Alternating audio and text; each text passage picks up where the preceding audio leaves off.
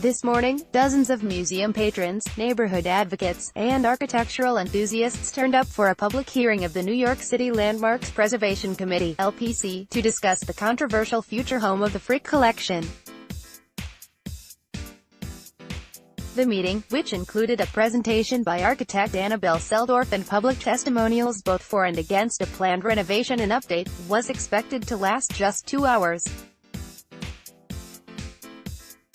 But not only did it last for close to 7 hours, it also did not result in a decision on whether to grant the plan its certificate of appropriateness. Rendering of the Frick collection from 70th Street. Courtesy of Selldorf Architects. The meeting was just the latest hitch in the museum's Sisyphean attempts to modernize in recent times. Selldorf Architects has aimed to begin a 2-year expansion project in 2020 at a cost of approximately estimated $160 million. The design would add 60,000 square feet of repurposed space and 27,000 square feet of new building space. But there have been many detractors who want to preserve the jewel box landmark in its more historical form.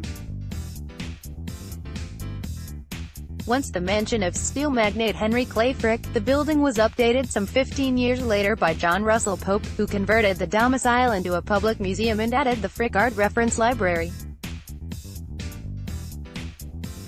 Further amendments came in 1977, when the much-beloved trompe-l'oeil garden, designed by Russell Page, was installed along with small gallery spaces and a reception hall. A portico gallery was added in 2011 and, about every 2 to 3 years since, proposals have been submitted, pushed forward, and often denounced by members of the public.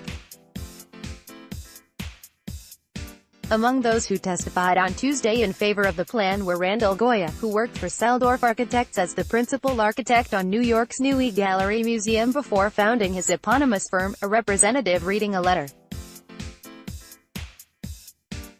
of support on behalf of Rebecca Robertson, the president of the Park Avenue Armory, Adam Roberts on behalf of the American Institute of Architects, Manhattan Division, and David Martin, who read a letter of support for Paul B. Redman, the president of Longwood Gardens. One outspoken opponent was Martha Frick Symington Sanger, the great-granddaughter of Henry Clay Frick, a historian on the collection, whose 3-minute statement ended with enthusiastic applause. Her disapproval centered around what she referred to as an ultra-modern cafe and gift shop with glass windows that would subject Frick visitors to visibility from the street. It would make museum-goers look like ants marching, she said.